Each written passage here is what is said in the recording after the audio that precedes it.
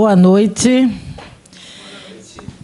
Eu gostaria de, primeiro, agradecer ao professor João César pelo convite, meu querido professor João César, que eu comecei a estudar na UERJ com ele, e comecei na UERJ, mas acabei, por questões, por contingências da vida, eu tive que mudar de faculdade para fazer o mestrado, mas a experiência de ter passado pela UERJ, que ficou marcante para mim, uma das mais marcantes foi ser aluna do professor João César, e teve uma outra professora, como eu falei, que não está mais entre nós, né? Então, primeiro o professor João César, depois a professora Ana Cristina, que eu faço uma homenagem aqui em memória dela. Foram duas pessoas que realmente fizeram assim, a diferença para mim, mas eu não pude continuar. Mas, como o verdadeiro conhecimento ele é duradouro, né? Nunca esqueci das aulas, das trocas nas aulas com o professor. E tanto que hoje eu estou aqui, a convite dele para fazer esse curso sobre esse livro, Primavera Literária Afro-Brasileira, que é o resultado da minha dissertação de mestrado que eu defendi na PUC-Rio em 2021. Bem, hoje é o terceiro dia de aula desse curso, que realmente eu estou muito feliz de começar, e também hoje é o lançamento desse livro presencial, o primeiro lançamento. Então, hoje é dia de efemérides, né? E eu queria começar essa aula falando o seguinte,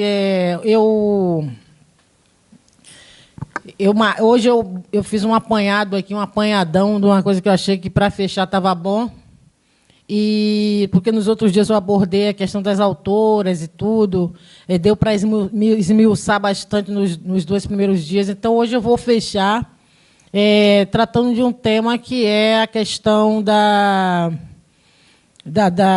do reconhecimento literário no Brasil, né? Então, primeiro, eu vou começar por essa questão seguinte. A questão da oralidade, né, versus oralitura, durante um bom tempo, isso foi um debate acalorado, né? Então, a cultura africana, realmente, no Brasil, ela tem essa característica de ser ainda bastante oral, mas isso não é um problema, porque em todas as culturas, antes da invenção da prensa, a cultura era passada de forma oral. Então, ser oral não é ser inferior, não significa que não se tem a cultura, não é? Então, durante a minha pesquisa, eu ia pesquisando, né? Hoje, com a internet, para quem gosta de estudar e pesquisar, para quem tem o bichinho da curiosidade, é uma maravilha. É ruim para quem tem ligação com a extrema-direita, essas coisas, porque aí, né? A pessoa fica lá na Deep Web, horror. Mas, tramando a morte do próximo presidente dos Estados Unidos. Mas, para quem gosta de estudar, como é o meu caso, com o caso de Felipe, né, por causa do professor João e de vocês que estão aqui hoje assistindo esse curso, participando, né, desse curso, assistindo não, participando, trocando, é muito bom. Então, fui descobrindo trabalhos de pesquisadores brasileiros de várias partes do país. E uma dessas pesquisas que eu descobri foi de um pesquisador lá do Rio Grande do Sul, que ele trouxe uma questão muito interessante que estava dentro do meu escopo, né? E aí eu falei, nossa, mas que maravilha, né? Aquela coisa da coisa que você quer uma coisa e a coisa surge no momento que você precisa, né? E os americanos chamam de serendipity, né? Não é? Como é o nome dele, professor? Epifania, exatamente. Eu estava tentando achar essa palavra aqui no primeiro dia, e aí eu falei, depois eu vi o lugar em inglês, Epiphany. Eu falei, tá, então, é isso, epifania, que traduziria serendipity, né? Um americano fala serendipity, não é? Serempitidade. Eu aprendi como serembit, esqueci até. A pessoa até já portuguesou. Que é horroroso. Então, esse pesquisador, ele trouxe a questão muito interessante, que foi quando houve aquele marco, né, entre a fase oral e a fase escrita. Então, ele fala que é o seguinte, que até a invenção da prensa, né, que isso causou uma mudança de hábito na Europa, o conhecimento era passado via oral, né, de forma oral, via linguagem oral, e as histórias eram transmitidas de geração a geração, e tinha a figura do contador de história, que hoje a gente recuperou aqui no Brasil, que ele ia para a praça ler para uma multidão de pessoas. Era assim, não tinha jornal nacional, era uma pessoa que vinha ali as notícias e passava tudo que estava acontecendo ali.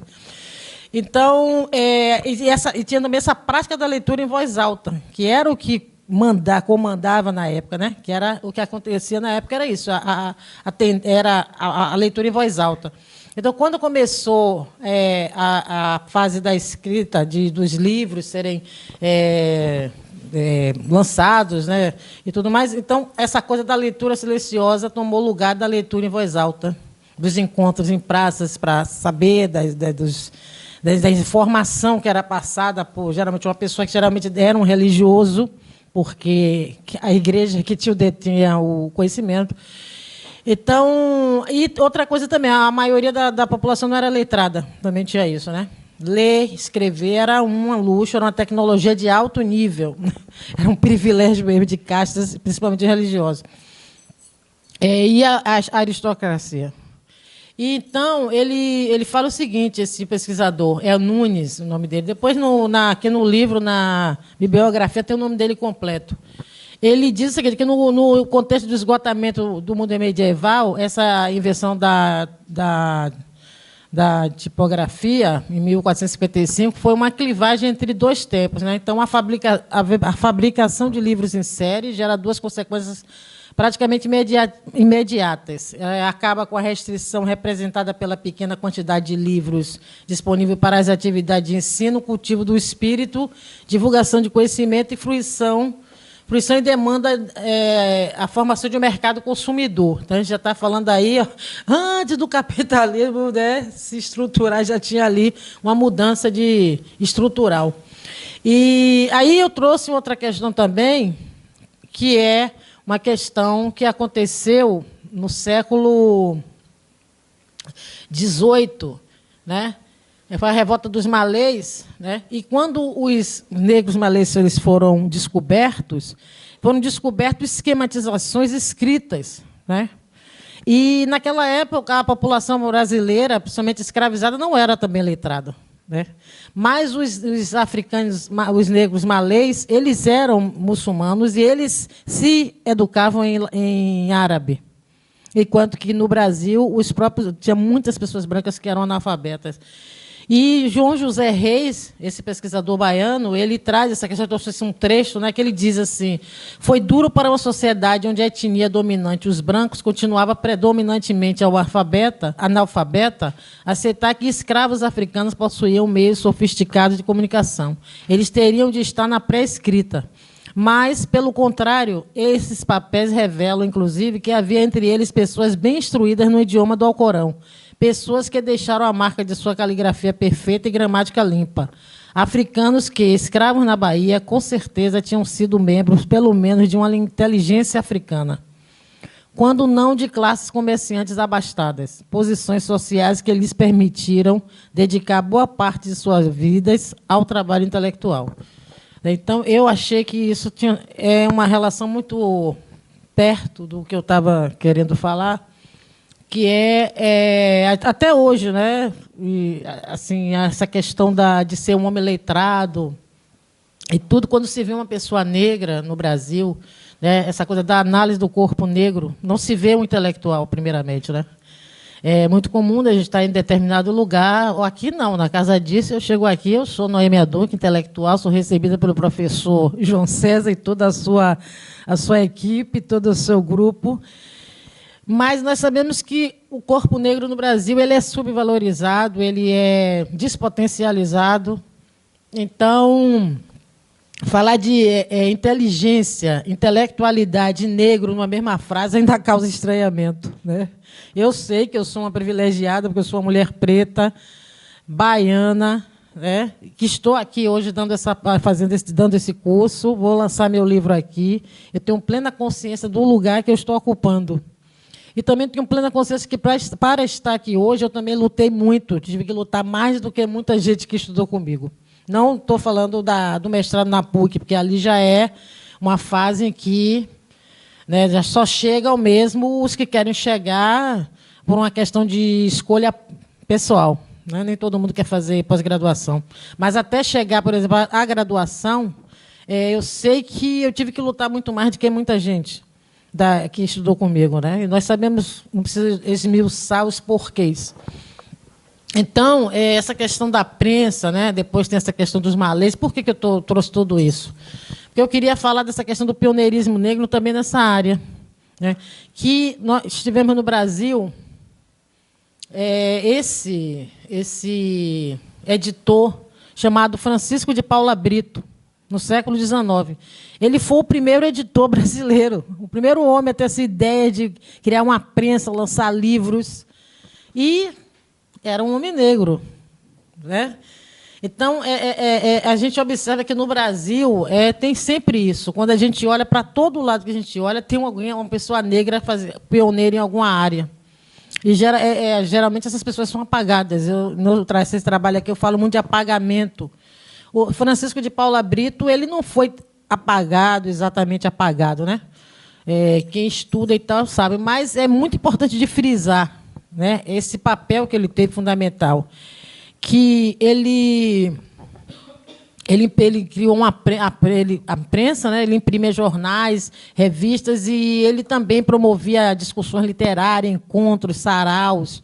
E olha o nível dos autores, o quilate dos autores que ele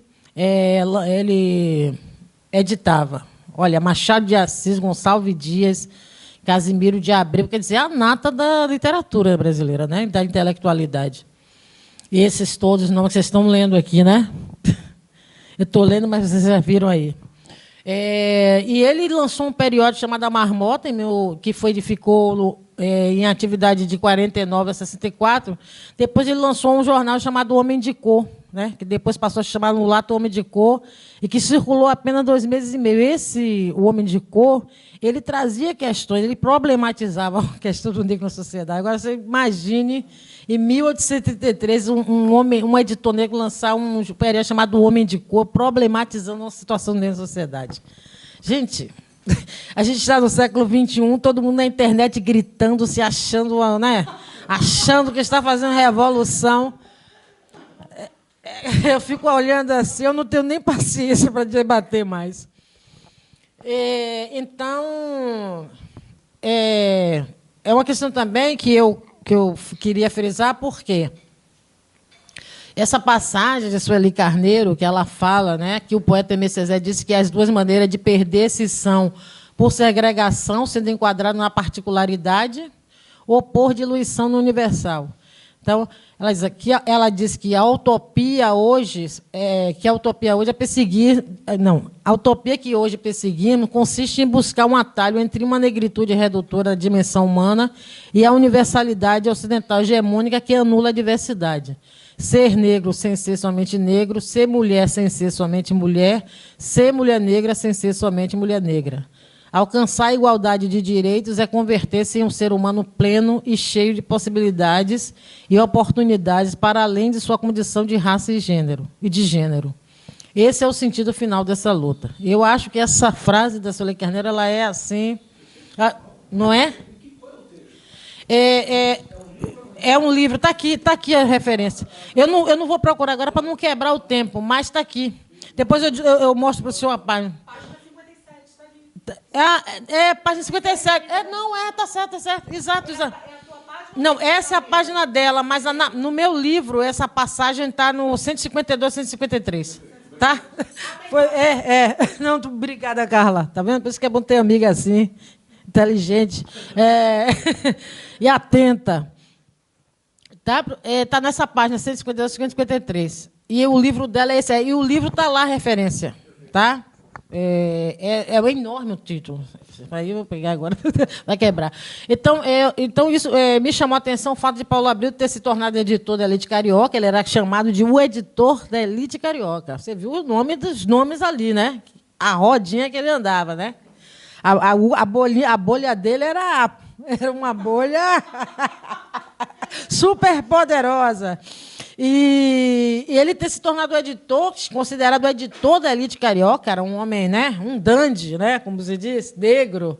E ele era negro, sem ser somente negro, era um ser humano. Ele se deu o direito, ele lutou pelo direito de ser humano, em pleno início do século XIX. Então, isso eu acho que isso é revolução, né, gente?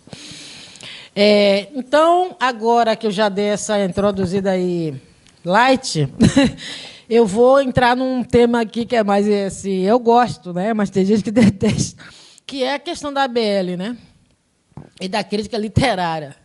Então, eu trouxe essa frase de Paulo Freire: quem não senta para aprender não pode levantar para ensinar, porque, às vezes, o intelectual ele se acha muito inteligente, ele se acha dono do saber, ele se acha muito...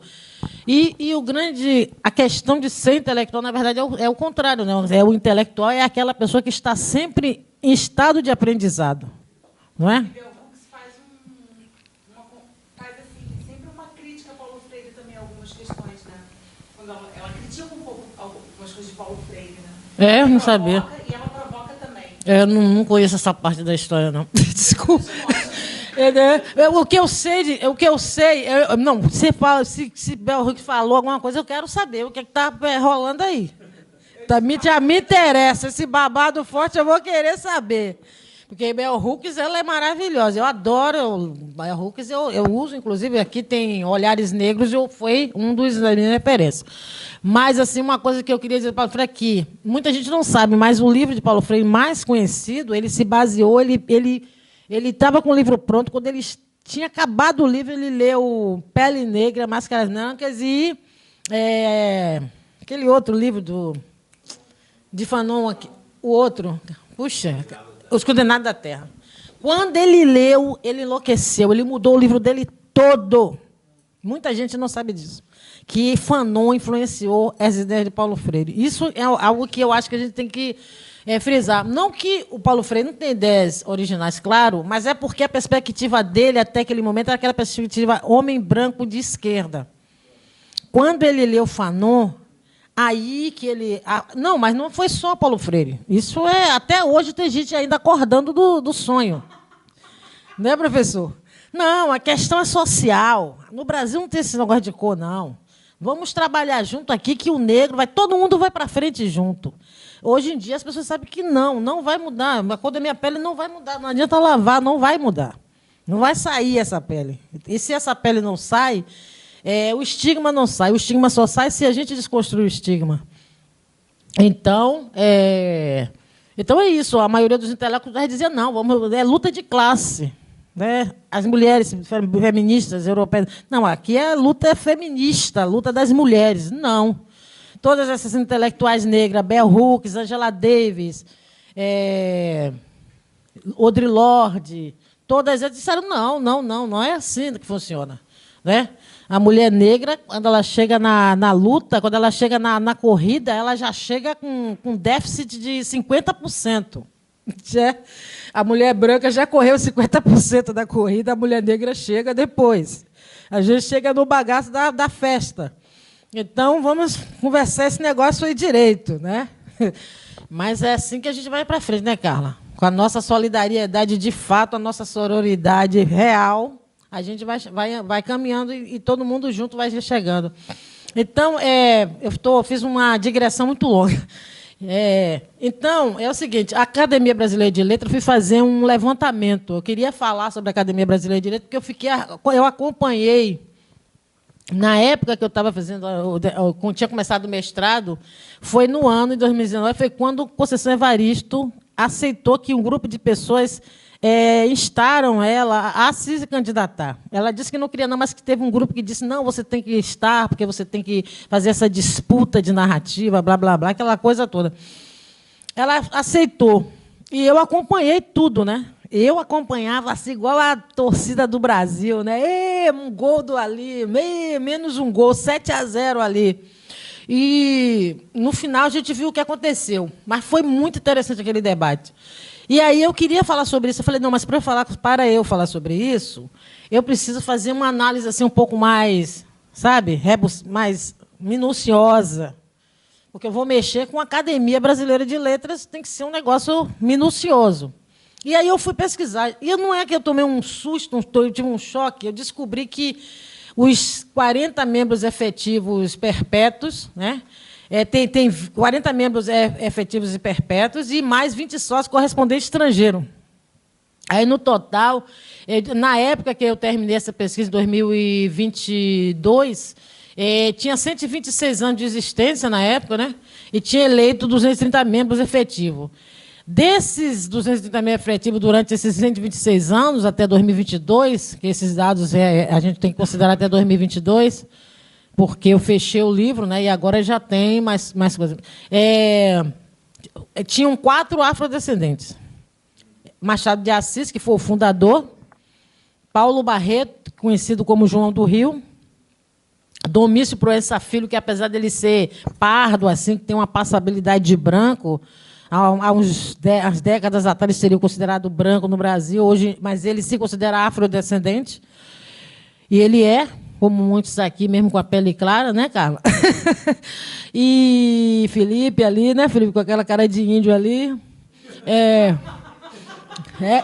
Judeu e italiano, mas pode ter um índio ali na família. Tem Domingos Proença, que eu já falei, né? E o músico e ex-ministro da Cultura, Gilberto Gil, que até 2022. Até agora são esses 4 mesmo, não entrou mais nenhum preto lá. As mulheres passaram a fazer parte da academia 80 anos depois da sua criação, né? E nesse seletíssimo grupo constam Raquel de Queiroz, que foi a primeira em 77, Diná Silveira de Queiroz, depois veio Lígia Fagundes Telle, Nelly da Pion, Zélia Gattai, Ana Maria Machado e Cleonice Berardinelli, Rosisca da Cid Oliveira, Fernanda Montenegro, em 2022, 2023, Heloísa Buarque de Holanda, 2023, 2022, 2022, 2021 e 2023, e agora, esse ano, teve Lília Schwartz. E o primeiro membro indígena que foi admitido em 2023. Isso aqui é um dado que eu atualizei, porque na época que eu fechei o livro não tinha. Esses 54 mandatos para a presidência, né, que teve até hoje, até 2022, apenas 2 mulheres e 2 afrodescendentes foram eleitos para o cargo. Nelly da Pion, em 96, 97, e Ana Maria Machado, em 2002, 2013. Machado de Assis, que foi o fundador também, aí é até brincadeira, né? Que ele fundou aquilo ali. Ele foi em 1897, em 1908, e Domício Proença Filho, em 2016, 2017. Agora, o interessante também que eu descobri aqui foi o quadro de sócio correspondente estrangeiro formado por escritores de diversos países. Isso é incrível, muito incrível. É escolhido por indicação de membros efetivos brasileiros, esses sócios correspondentes. E olha só, não tem glissã. Não tem. E ele é escolhido por indicação de membros efetivos, e os eleitos para o título honorífico representam a BL no exterior. Então, a lista de sócios correspondentes estrangeiros empossada até 2022 contabilizava cerca de 145 escritores, oriundos de países como Portugal, Itália, vocês estão lendo aí, né? Não vou ler tudo, não. E da África só constavam 2 escritores, que era Leopoldo Sendá Segó, que eu nem sabia que ele era membro sócio correspondente da BL, e Mia Couto, em 98. Esse Segó em 66, está vendo? Eu realmente fiquei impressionada. Chocada também. Então, eu escrevo o seguinte, isso aqui é um trecho do livro, era para botar ali, mas tudo isso aqui eu tirei do livro, né, da dissertação. A BL é um exemplo muito bem acabado de como a elite brasileira exclui setores da sociedade. Porque essa tabela hierárquica aqui desenhada, né, nesse levantamento de dados sobre a instituição, ela confirma essa exclusão. Assim como o caráter de exceção em que as mulheres e os afrodescendentes e agora o indígena foram admitidos. Então, portanto, a eleição de mais um homem branco para a cadeira de número 7, que foi aquela cadeira que a Conceição Evaristo concorreu, foi a confirmação da regra, né? Porque a regra é patriarcal, a regra é supostamente eurocêntrica, supostamente não, ela é, né? Distanciada da cultura dos outros grupos que compõem a sociedade brasileira, entre os quais afrodescendentes e indígenas. Então, eu botei esse texto do Intercept aqui, que na época deu aquela celeuma, né? Cacá Diegues vai substituir o cineasta Nelson Pereira dos Santos e derrotou outros 10 candidatos, entre eles Conceição Evaristo, a escritora negra que decidiu desafiar a instituição. Presta atenção, a escritora negra que decidiu desafiar a instituição. Aos 71 anos, a mineira optou por uma espécie de anticandidatura e causou incômodo ao dispensar a bajulação habitual para ganhar voto dos imortais que frequentam o clube de amigos. Não, mas isso aqui é maravilhoso. O Intercept é esquerda, né? Claro. Mas é incrível, é muito bom isso. Escrever, você vai ficar até com medo de escrever isso. Então, o fato de Conceição Evaristo ter se tornado uma escritora reconhecida em espaço literário, principalmente fora do Brasil, demonstra que há sim uma necessidade de que outras vozes sejam ouvidas, né? Principalmente quando essas vozes têm algo a dizer e propõem-se a contribuir com a construção da memória cultural de um país. Entretanto, a reação de grande parte da inteligência que povoa a EBL, a candidatura de Evaristo, mostrou que determinado segmento questionou o fato de uma mulher negra ter se candidatado a uma cadeira daquela instituição. Causou um estranhamento. E observe que até hoje não tem nenhuma mulher negra, nenhuma parda, como Domício Proença Filho. Tem até moreno, cabelo preto, moreno, cabelo louro, tem de tudo. Mas uma parda não tem. Tem umas assim, tipo, quase indígena, mas ali não é, porque tem um italiano, tem um alemão no meio ali e tal, não sei o quê. Mas uma que chegue perto do Domício não tem, não tem. Nem aquela Raquel de Queiroz, sabe? Que era lá do Nordeste, do Sertão, não era. Então, a ABL, uma entidade que, por razões políticas, econômicas e históricas, ainda mantém certa autoridade legitimadora ao fazer literário nesse nosso país, mostrou-se irredutível quanto à reivindicação de um grupo de leitores favorável ao ingresso de uma autora mulher e negra naquele espaço historicamente privilegiado. Os debates sobre o conceito de lugar de fala têm levado a interpretações equivocadas, como se fosse uma obrigatoriedade um escritor ficar circunscrito ao seu grupo étnico ou social comum, comumente retratando-o em suas obras. Atentar para a importância do conceito de lugar de fala implica entender que as narrativas devem ser múltiplas, partindo de contextos específicos, e que, ao somar-se à coletividade, confere diversidade estética, social e política à criação literária. E os acontecimentos em torno da candidatura de Evaristo evidenciam sintomas de uma sociedade desigual e hierarquizada, onde determinados grupos não são supostos a falar em nome próprio. São os infantes dos quais nos fala Lélia Gonzalez em Racismo e Sexismo na cultura brasileira. Portanto, por serem constantemente descritos, categorizados, conceituados por outros, os afrodescendentes, ao serem desautorizados a falar em nome próprio, deixam de ocupar o lugar de sujeito e de exercer a sua plena humanidade. Esse debate segue bastante aquecido nos tempos atuais, pelo fato de obras escritas por autores pertencentes a grupos historicamente excluídos estarem em pauta, configurando possibilidade de mudança de perspectiva sobre a literatura brasileira contemporânea. Isso aqui são trechos do livro, tá, gente, que eu estou lendo, porque... esse trecho da Deise Amélia Ribeiro eu não vou ler, não. Vocês podem dar uma olhadinha aí, tá? É muito longo, para não ficar muito monótono. Vou dar um tempinho para vocês lerem. Se quiserem fazer lá alguma coisa, por favor.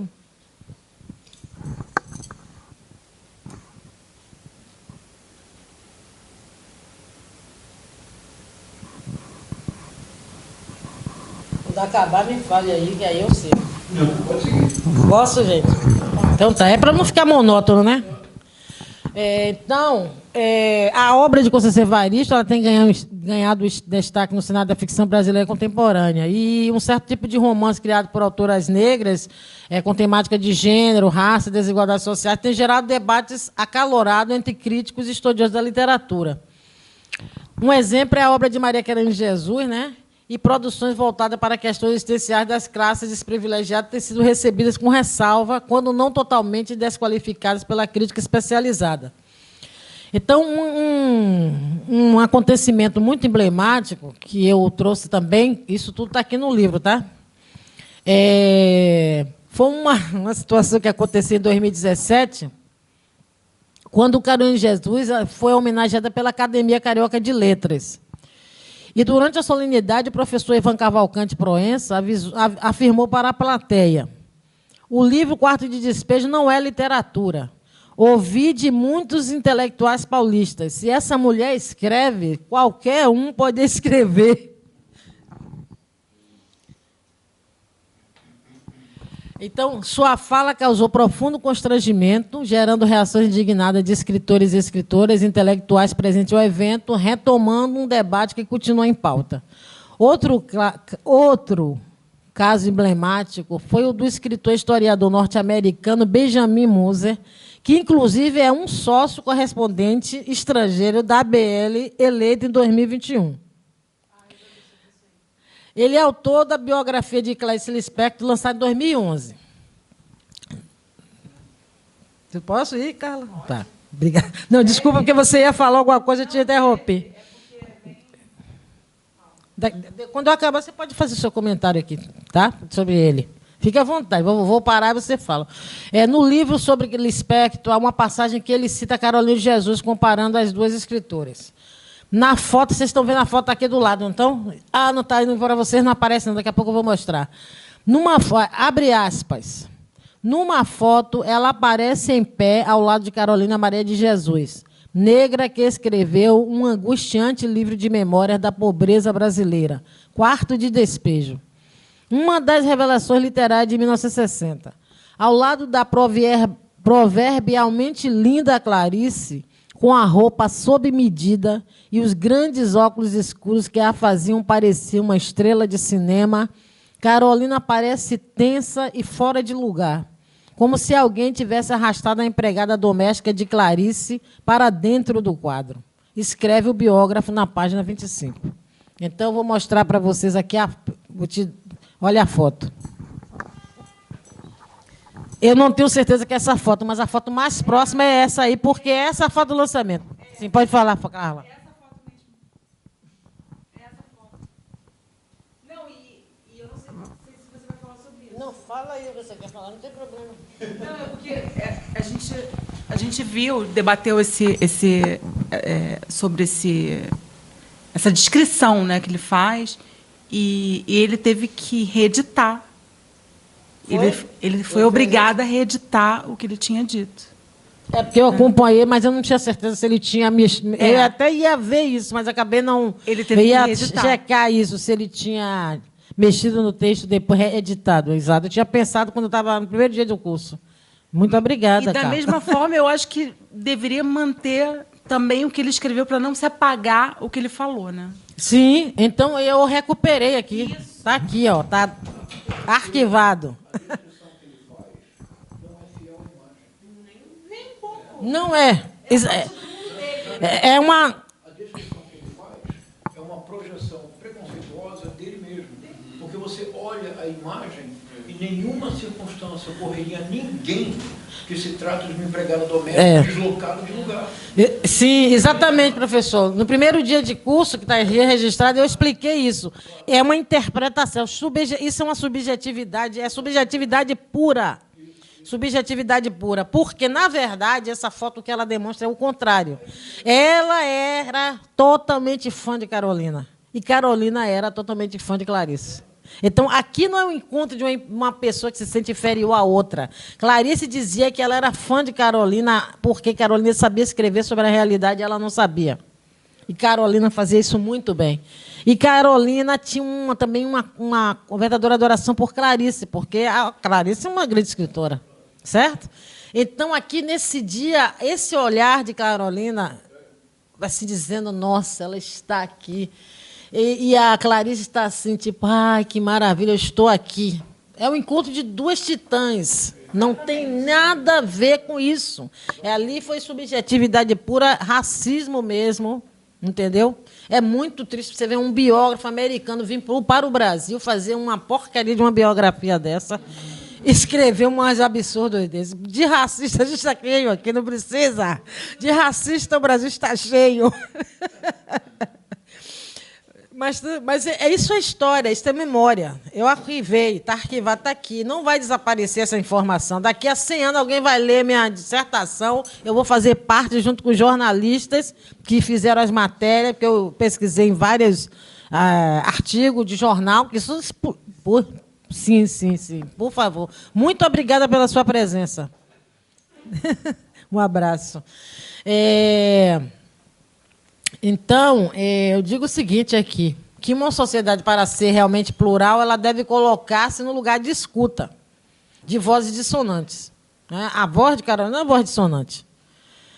E, na época de Carolina, as pessoas compraram por exotismo, porque o editor queria vender. Então, realmente, aquela coisa de Carolina lançar um livro, aquilo foi... Parece que a gente estava falando do homem está indo à Lua. Né? Agora é uma mulher negra que está indo à Lua. Entrou numa cápsula do tempo aí. Porque ele lançou um livro. Né? Então, isso implica que obras de escritores e escritoras diversas recebam críticas baseadas na sua validade artística. E validade artística aqui eu incluo Carolina, porque mesmo que ela não soubesse fazer aquela... utilizar as palavras, né, fazendo toda aquela...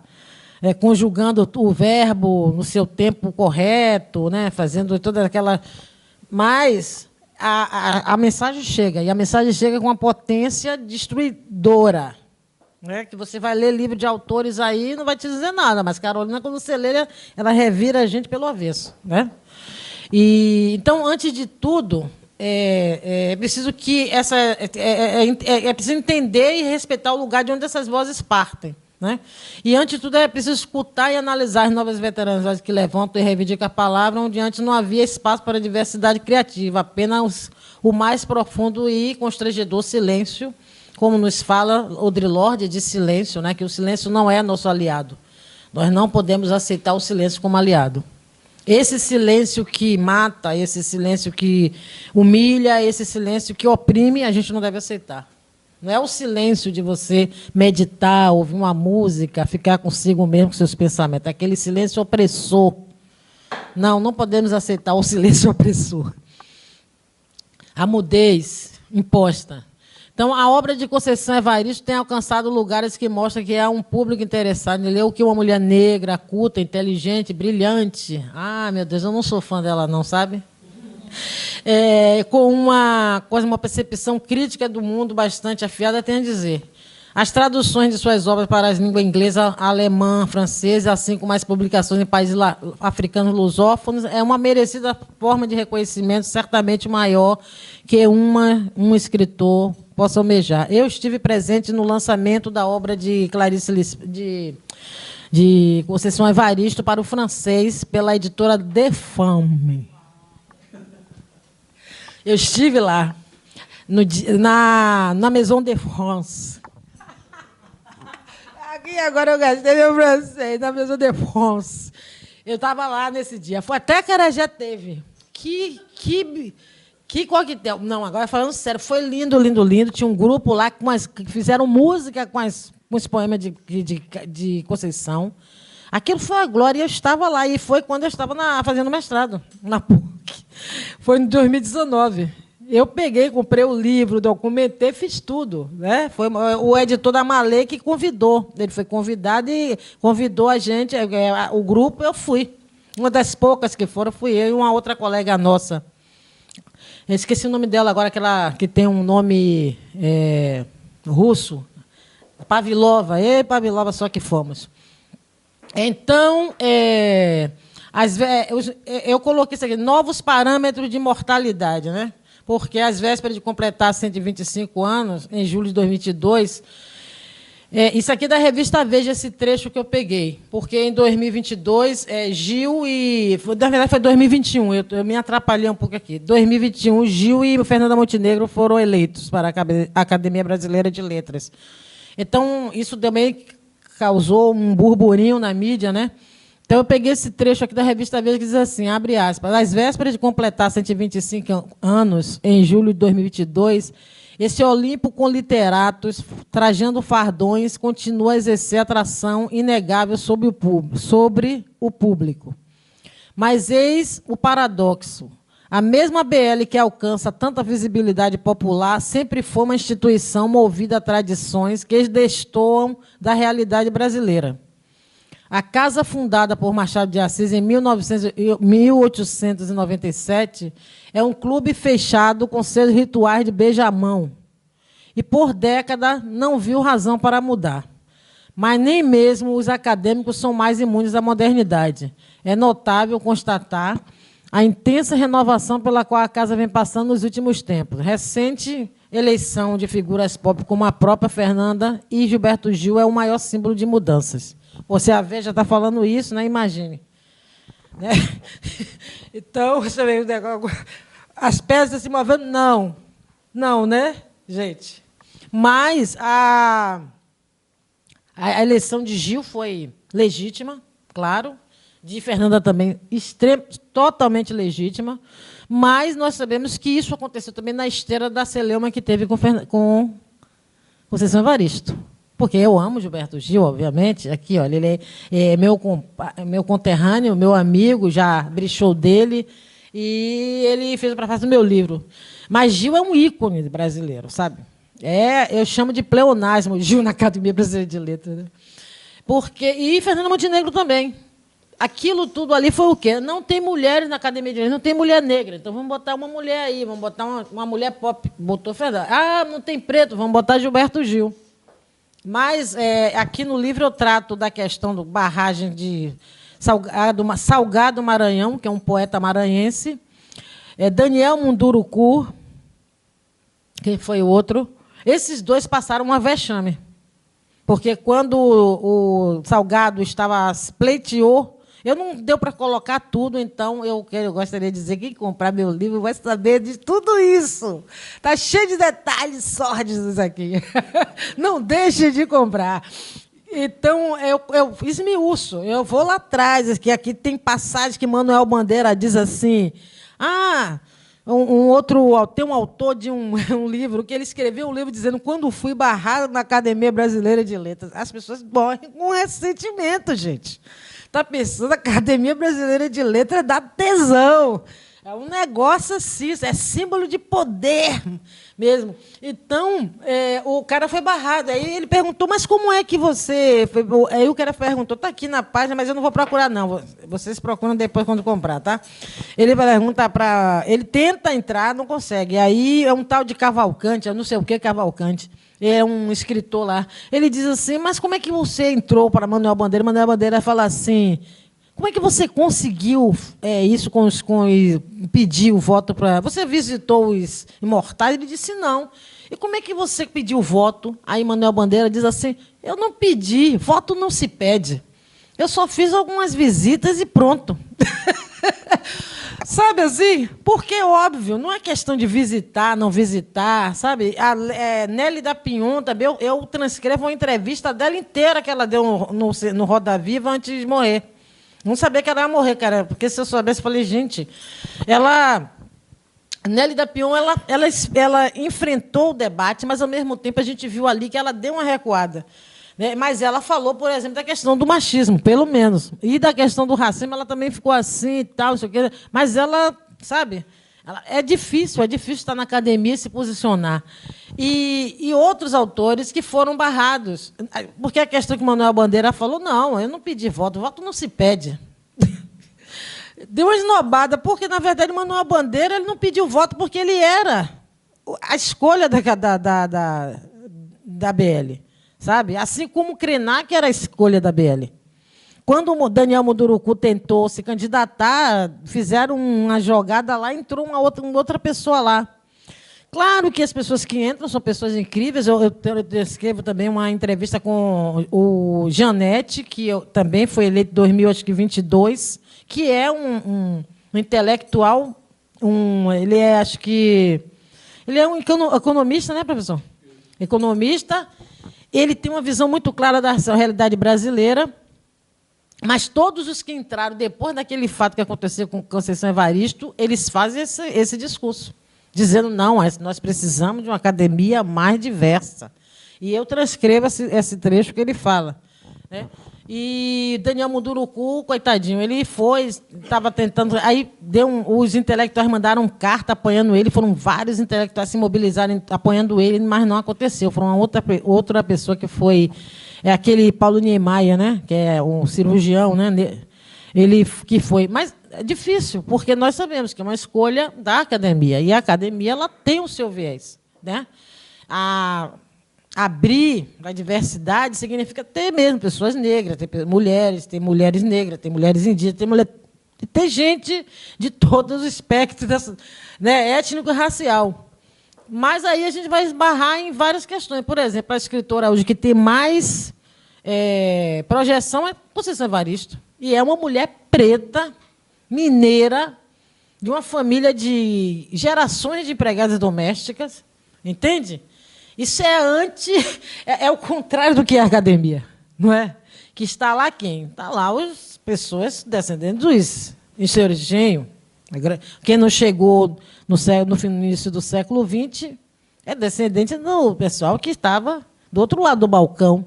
Né? Então, a gente está aqui numa luta de classes também. Né? Isso aqui é marxismo puro. É isso aí. Então, Daniel Munduruku foi barrado, ele puxaram o tapete dele. A coisa foi tão feia que houve um entreveiro entre Daniel Munduruku e Krenak. Eu falei, gente, o mundo está perdido. Para o mundo que eu quero descer, que isso? Não, eles dois tiveram um entreveiro via mídia. Eu falei, não é possível que Munduruku e Krenak estão debatendo em praça pública porque Munduruku queria entrar e aí o pessoal puxou Krenak. Porque Krenak não precisa. Gil, Krenak e Fernando Montenegro, eles existem por si só. A academia querem eles lá porque eles vão trazer visibilidade para a academia. Essa que é a questão. Sabe? Mas Daniel também, Conceição Evaristo também. Mas tem algo ali que é um viés que a gente... Né, aí vamos entrar num muito grande, que eu sei que tem algo mais ali. Nós sabemos mais ou menos o que é. Eu não vou esmiuçar, mas teve outro também, Salgado Maranhão, que é um poeta. Ele é um poeta conhecidíssimo, inclusive já ganhou o prêmio da academia, já ganhou o prêmio Jabuti, mas não sei por que a academia não queria Salgado. Então, quando o Salgado se movimentou pela segunda vez para concorrer, puxaram Gilberto Gil. E Gil é amigo de Salgado Maranhão, sabe? Aí eu falo assim, gente, peraí, né? Todo ano entra gente na academia. Por que não pode um ano botar Gil, outro ano botar Salgado Maranhão? Por que no ano pode botar Krenak, no outro ano botar Daniel Munduruku, sabe? Essa conta, essa matemática, essa equação aí, ela não tá, ela tá inequalizada. Isso é uma inequação. Tá? Então, para finalizar, porque a gente vai para lá, que a gente vai comer acarajé, vamos tomar cerveja, tomar guaraná, comer uns petiscos. Eu queria fechar aqui com essa questão. Eu já dei uma volta no mundo, né? Fui lá para a Idade Média, o final da Idade Média, quando a prensa foi inventada, vim para o Brasil e tal. E agora eu vou parar aqui na África, que nos pariu, trazendo essa mulher aqui, essa pensadora, essa filósofa nigeriana, Sophie Oluole, que eu conheci pessoalmente na Bahia em 2006. Só que eu não sabia quem era a mulher, rapaz. Só depois que eu descobri, eu nem tirei uma foto com ela.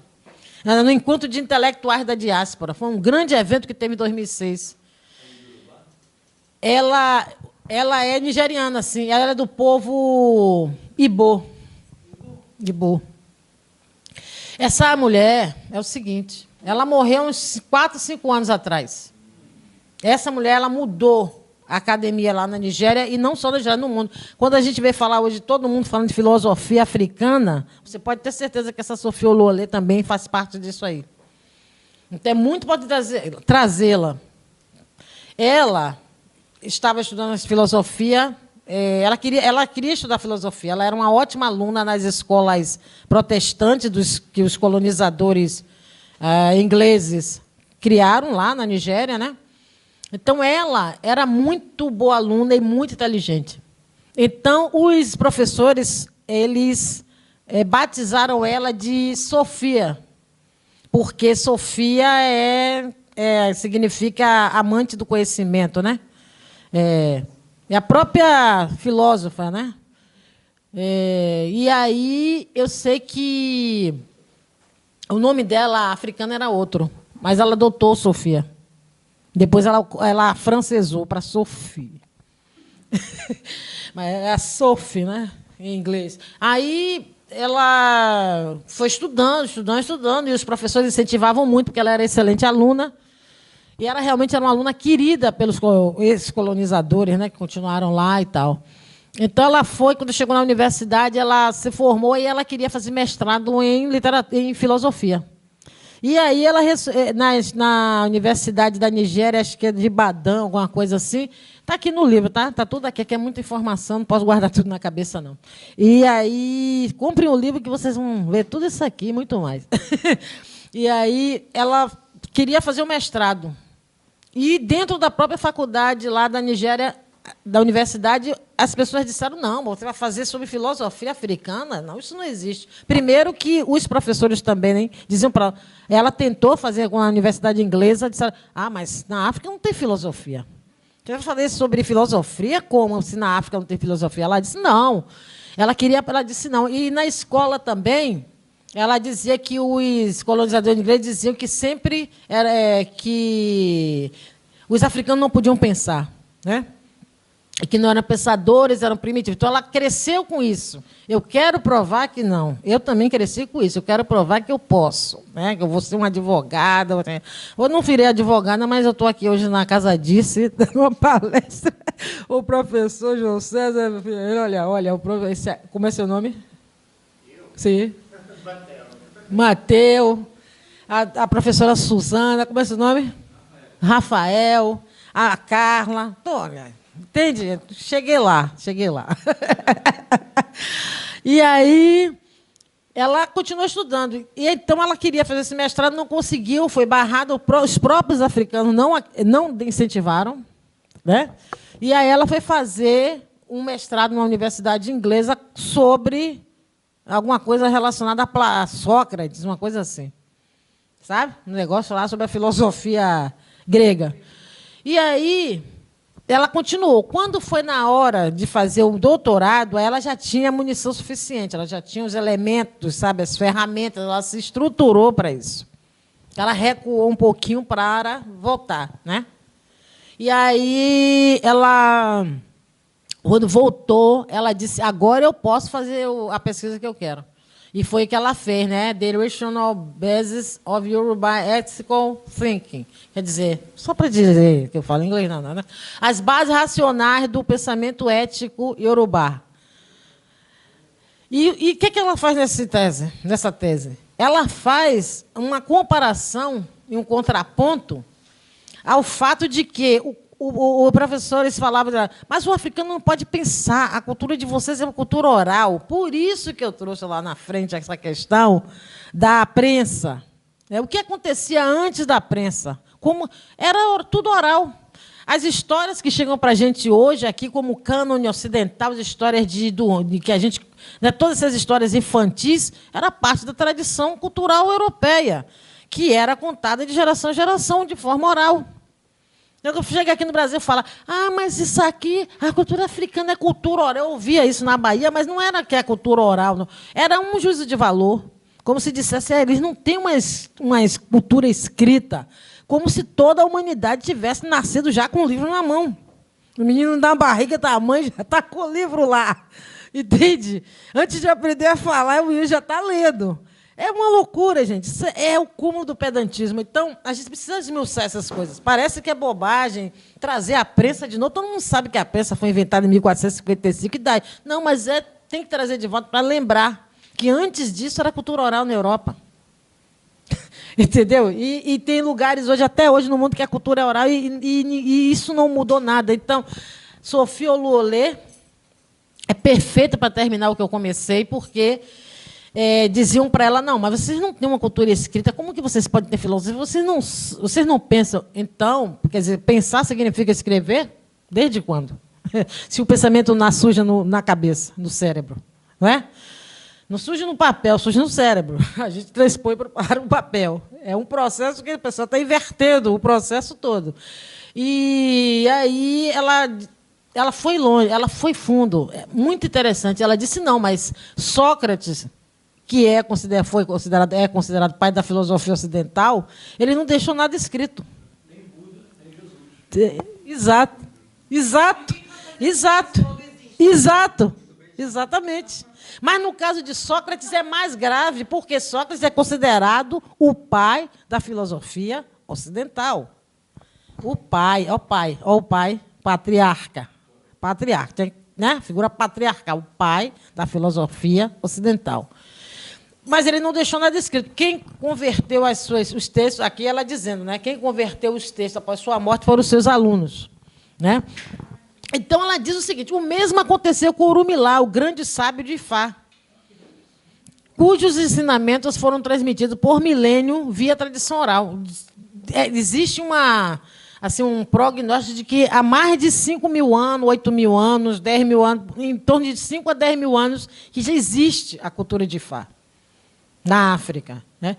Então eu coloquei aqui que existem estudos publicados sobre a tradição de Ifá, né, como o Ifá Divination Poetry, de 77, desse Wandé Abibolá, e no Brasil, recentemente, né, o 2020, né, o pesquisador Ney Lopes, músico, pesquisador, ele lançou Ifá Lucumi, o resgate de tradição. O Ifá, eu sou do candomblé, sou iniciada no candomblé iorubá, né, para Oiá e Xangô. E eu também já joguei bastante o jogo de Ifá, bastante não, mas já consultei babalaôs e tal. E realmente, quando ela faz esse contraponto de Orumilá com Sócrates, não seria igual, mas tem uma relação. Porque o que ela diz, eu não pude aprofundar aqui mais, mas eu vou falar oralmente. Ela diz que a cultura de Ifá, ela foi passada de geração em geração durante mais de 5.000 anos, oralmente, e não se perdeu. Chegou até nós, sem ser escrita. E sem ser corrompida também. Sabe? Subvertida, apropriada, convertida. Essa cultura, esse jogo de Ifá, ele é tão complexo, tão rico, que eu concitei um babalaô judeu. Ele era judeu, mas ele era babalaô. Ele está vivo. Isso só no Brasil, né? Não, ele foi para ele é branco, olho azul, judeu. Ele teve problemas na infância, idade de saúde. Ele não quer nem saber de negócio de rabino. Ele não quer saber, não. Eu ainda até perguntei para ele, mas ele não quer saber por quê? Porque ele tem orixá. Ele é filho de Oxalá. Ele tem orixá. Orixá não impede, não. Na nossa cultura religiosa, eu posso ser do candomblé como eu sou, mas se eu quiser, por exemplo, participar ou frequentar uma igreja, um budismo, uma coisa assim, evangélico não, porque eles são muito fundamentalistas, né? Não vai dar nem para entrar assim com a minha guia lá. Mas se eu quiser ir na igreja católica, eu posso. Se eu quiser ir numa missa, orixá não impede. Mas a gente tem um comprometimento com o orixá. Orixá é como se fôssemos nós mesmos, nosso espelho, a nossa essência. Então, orixá é grandioso. Então, orixá não tira a nossa liberdade de vir, de interagir com pessoas diferentes, com culturas diferentes, religião diferente. Mas a gente sabe que orixá é que nos habita. Certo? Então, eu acho que uma pessoa que é também judeu e que é da cultura da religião judaica, ela deve também sentir isso, mas ela pode também querer ter uma outra experiência. No caso desse babalô, eu perguntei para ele, o senhor tem aí um negócio assim, que o senhor faz um contraponto entre o judaísmo e o canto e o Ifá? Ele disse, não quero saber, mas eu desconfio que ele não estava falando a verdade. Eu acho meio difícil, porque tem uma proximidade, inclusive, com a Cabala, o Ifá. Não tem proximidade, mas tem uma relação, sabe assim, com a complexidade. Combinatório também tem uma questão que o Ifá traz poemas, sabe? Traz a literatura, a música, sabe? É muito complexo. A dança, a música, a literatura, a poesia. Tem os oriquis, que são poemas curtos, sabe? Isso tem também na cultura japonesa, né? A gente chama de oriki. Na cultura japonesa tem um outro nome, que são poemas curtos. Como é que é? Haikai, Haikai. Para a gente é Oriki, entendeu? São poemas curtos que... Acabou? Ah, não, né? Tá.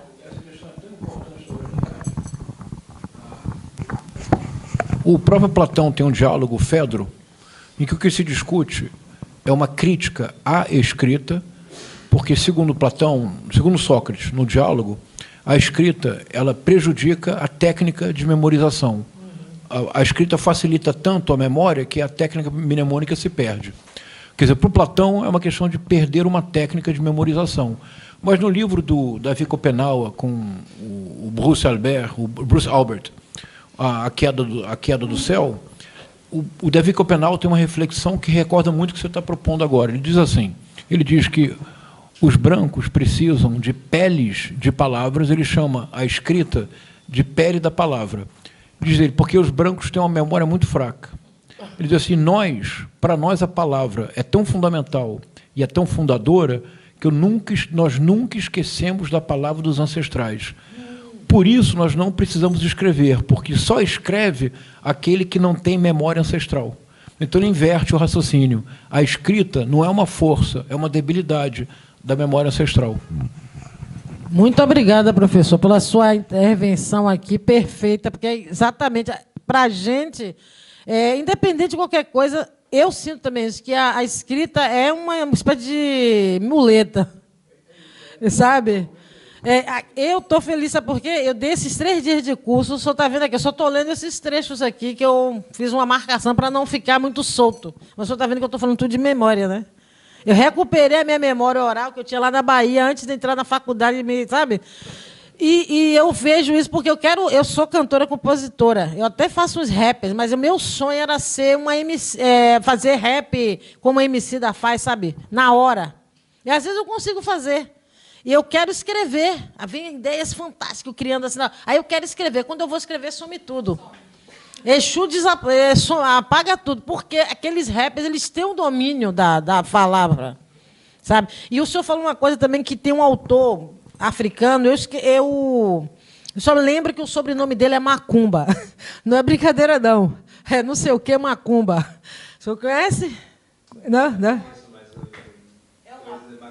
Não sei o que Macumba. Eu vou trazer depois essa referência. Esse autor... Eu li na PUC, foi um curso de filosofia africana que o professor Anfolo Nascimento deu lá como extensão. Ele trouxe vários autores africanos. Um deles foi Oyerumeu Oyeruki e esse não sei o que Macumba. Esse Macumba, ele diz o seguinte, ele explica essa questão também oral aqui, isso também me inspirou, que para o africano, principalmente da cultura dele, Yorubá, que ele fala a partir da sua cultura Yorubá, né? Ele diz o seguinte, a palavra ela é muito importante, ela é muito mais importante do que escrever. Sabe? Porque para o africano, naquela cultura, quando ele fala algo, ele tem que manter a palavra. Então, eu entendo isso perfeitamente, porque eu sou iniciado no candomblé iorubá, e um dos fundamentos é esse. Quando a gente fala, quando a gente conversa com o Exu, Exu é a palavra, Exu é a comunicação.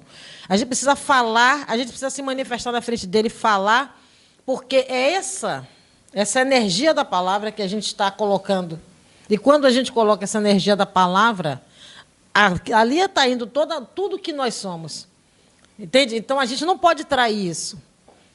Então, muita gente fala assim, mas falar não adianta, porque a palavra falada, ela some. Tem que escrever. Não, a gente está cheio de leis aí no Brasil que nem pega. Entende? O papel não substitui a ética. O papel não substitui o fundamento. Entendeu? Então, esse Macumba traz isso, que ele mostra que naquela cultura, quando se tem uma palavra e se fala algo, essa palavra tem que ser mantida. Ainda hoje, no século XXI. O senhor falou exatamente disso agora. Entendeu? Então, isso é muito importante de pontuar, que no segundo dia do curso eu também falei muito sobre essa questão da diferença dos pressupostos éticos africanos e ocidentais. Né? Até o papel da mulher naquela sociedade, de ir ao mercado, trabalhar, cuidar da família, que isso não é uma fraqueza da mulher. Muito pelo contrário, é uma força da mulher. As mulheres africanas que trabalham no mercado, elas são mulheres de negócio. Elas ganham dinheiro, elas são autônomas, elas são emancipadas economicamente. Ver uma mulher trabalhando e dizer, ah, poxa, ela está aqui trabalhando, o marido está onde? Não, ela está ali porque esse é o papel daquela mulher. Entende? E a gente tem isso no Brasil com o quê? Com as mulheres ganhadeiras, que é uma distorção dessa cultura africana, porque as mulheres ganhadeiras elas eram exploradas pelos escravocratas, mas elas eram mulheres escravizadas que o dono via o potencial dela, então elas faziam quitutes maravilhosos, deixavam elas trabalhar na rua, elas pagavam uma percentual para o senhor. Depois elas compravam a própria alforria e iam embora, e alforriavam a família, marido, filho, todo mundo. Então, são as primeiras empreendedoras do Brasil, são mulheres pretas na Bahia. Você entendeu? As mulheres ganhadeiras. Então, hoje a gente vê as baianas de Acarajé. Elas chegam, botam um tabuleiro, uma comida, daqui a pouco ela tem carro, apartamento. Eu conheço várias assim, viaja.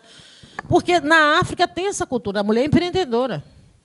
Entendeu? Ela não está ali porque ela está sendo explorada. Não, pelo contrário, ela está ali negociando no mercado. Entendeu? Então, para fechar, é isso. Eu agradeço muito essa oportunidade de estar aqui hoje. Eu acho que não poderia ter sido mais lindo hoje terminar aqui esse curso. Então, eu peguei esses dois provérbios africanos. Eu comecei com o provérbio africano, vou terminar com o provérbio africano, porque a África também, a cultura iorubá fala muito de coletivo, né? A coletividade ela tem mais força do que a individualidade. Isso também é um contraponto ao pensamento europeu da individualidade, do indivíduo, individualismo. Tudo isso foi bom, muitas coisas que aconteceram na Europa foi bom, porque mudou, a tecnologia não teria se expandido e tudo mais. Mas a gente tem que dar um freio nisso também, porque essa coisa do individualismo exacerbado traz distorções que faz com que a gente fique fraturado como ser humano. Eu vejo isso muito na questão da família, né, de ter um pai que diz assim, não, mas é a minha vida. Um pai que faz uma coisa, o filho nem sabe. A mulher não sabe, não sabe. Sabe? Coisas assim que a gente passa na vida que você fala assim, não é possível que isso está acontecendo. Por quê? Não, porque a pessoa diz, não, porque eu sou um indivíduo. Ok, você é um indivíduo, mas você tem uma família, você tem um grupo social, você tem uma comunidade, você não está solto no mundo. Não é? Então, esse provérbio diz, se queres chegar rápido, vá só. Se queres ir longe, vá em grupo. Estou muito feliz de estar aqui com esse grupo. Estamos indo longe. E também iremos mais longe ainda juntos. Se quisermos saber o final, prestemos atenção ao começo. Acho que esse começo aqui foi maravilhoso, né? O final só pode ser maravilhoso. Com acarajé, cerveja e tudo mais. Então, gente, muito obrigada. Eu estou muito feliz de estar aqui. Agora, antes de... Tá bom. Pode aplaudir. Tudo bem, muito obrigada. Mas eu queria fazer uma coisa. Mas eu queria fazer uma coisa de terminar. Felipe, você me arranja aquele negócio? Eu queria fazer um negócio de terminar com vocês. Vou fazer assim, não precisa deixar assim. Eu vou terminar com uma música, que é um poema desse livro aqui. Esse aqui é meu livro de poesia que eu lancei em 2000. Não precisa não, vou ficar aqui, vou segurar aqui. Vou bater na palma da mão, vou mostrar para vocês, depois vocês acompanham. Que é o meu livro Prosa Poesia, que eu lancei em 2017, com o prefácio de Jorge Malta, com o prefácio de Gilberto Gil. Tem uma poesia que se chama Quando o Som do Amor Chegar. Aí eu transformei numa música, queria cantar com vocês. Vocês vão fazer assim junto comigo, ó. Ó. Pá, pá, pá.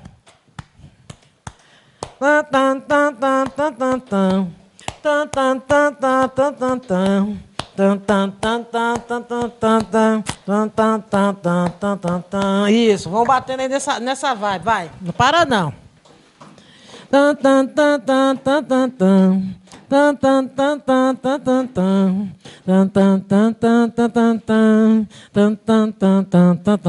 Tá difícil?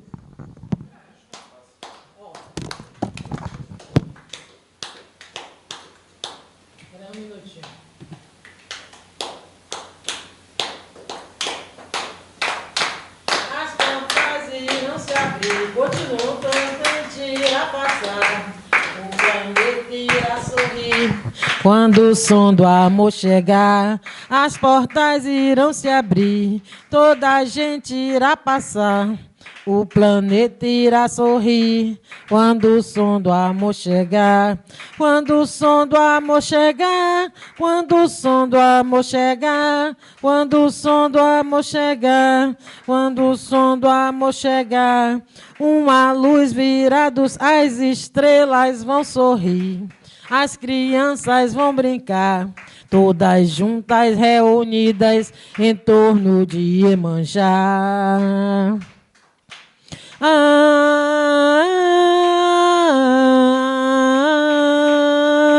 Quando o som do amor chegar, quando o som do amor chegar, quando o som do amor chegar, quando o som do amor chegar, as flores irão se abrir, colibris a farejar, todo o pólen e odor que uma flor pode exalar. Quando o som do amor chegar, quando o som do amor chegar, quando o som do amor chegar, quando o som do amor chegar, uma luz virá do céu e os tambores a soar. Junto com os querubins, Mãe Oxum irá dançar. Quando o som do amor chegar, quando o som do amor chegar, quando o som do amor chegar, quando o som do amor chegar, pelas nuvens a cobrir, fadas bruxas vão surgir, todo o mel, néctar, pudim, adoçarão nosso festim. Quando o som do amor chegar, quando o som do amor chegar, todos os santos irão benzer, orixás abençoar, todo amor que a nascer ouve um som a confirmar. Sim, sim, sim, alafiar, sim, sim, sim, alafiar, sim, sim, sim, alafiar, sim, sim, sim, alafiar, você, sim, sim, sim, alafiar.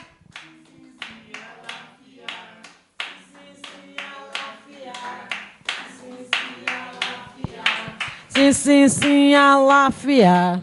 Sim, sim, sim, alafiar. Sim, sim, sim, alafiar. Sim, sim, sim, alafiar.